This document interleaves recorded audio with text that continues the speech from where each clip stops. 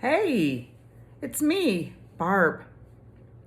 And today I thought I would talk to you about telling the truth. Now, this will be sort of a circuitous way to get to truth telling. But my first question is, how many of you watched Ted Lasso? Raise your hands. Season 3, Ted Lasso. That's where I'm talking about. And I'm going to forget most of the characters' names, but I was truly moved in an episode last night. And in that episode, and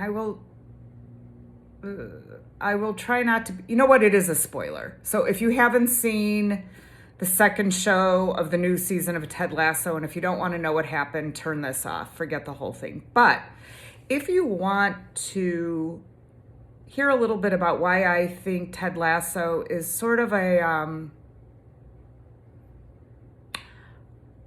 coaching in a, not coaching football way, but coaching in a life coaching way, it came from the episode last night. And in that episode, there was a very famous soccer player who was coming from his country and moving to England. And all of the soccer teams wanted to woo him, but especially the team, the woman who owns Ted's team, her husband. And she was like, well, as long as he wants this guy, that's where he'll go. He's such a wooer. He'll tell you all that you need to know to be attracted to him. She tells a story about her falling in love with him, which, you know, they're now separated, so that didn't really work out, but that he is like irresistible. And she's watching him from the stands, and her ex-husband is wooing this soccer player. And you can just see the soccer players in love with the idea of going to this guy's team, which is a winning team. So that's all he has to do is really join this winning team, and then it'll be winning.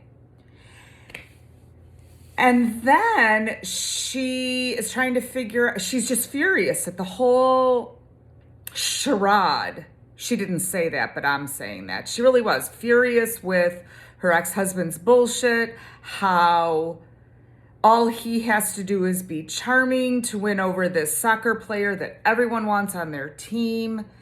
And she's really had it with the whole thing. And she decides that she is going to tell the soccer player off. She's going to really let him know what she thinks of him.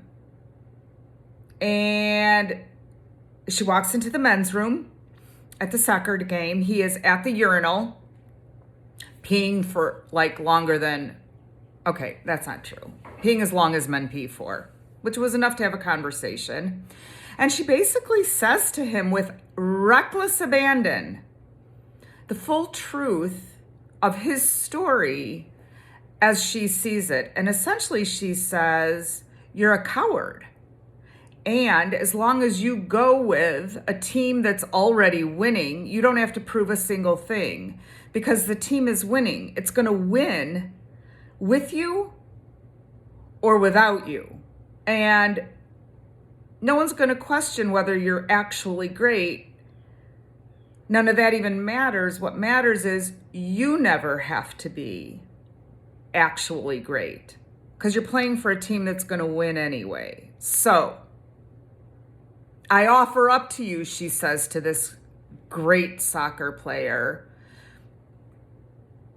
you're a coward. Whether you go with my ex-husband's team, which is a name we know, maybe Manchester, I'm forgetting, doesn't matter. Or the other team you said you would go with that my ex-husband wooed you away from because you're not even going to talk to my team because we are such losers. Anyway, she didn't say any of that. That's the essence of it. You will never know the depth of your skill because you will never have to prove it because you barely have to do anything to win. And she leaves him in the bathroom at the urinal to contemplate what she's just said. You're a coward. You're afraid to test your skill.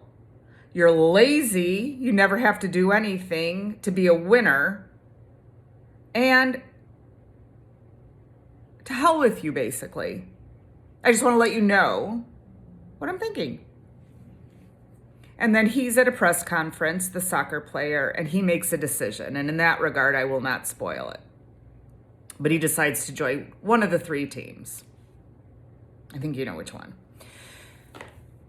And what I woke up this morning was the power of speaking your truth, not only to yourself, but sometimes to others. And what courage it takes to first know your truth and then to speak it, because your truth is all that really matters. It's all of your integrity. And that's really a powerful message for a 50-minute comedy that this show delivered. And that was my experience last night. If you watched the show, if you saw the episode, or if anything that I've shared with you today resonates with you, I'd just love to hear it. And in the meantime, ciao for now. I hope that you are as moved to speak your truth for your own integrity as this show did for me. Bye.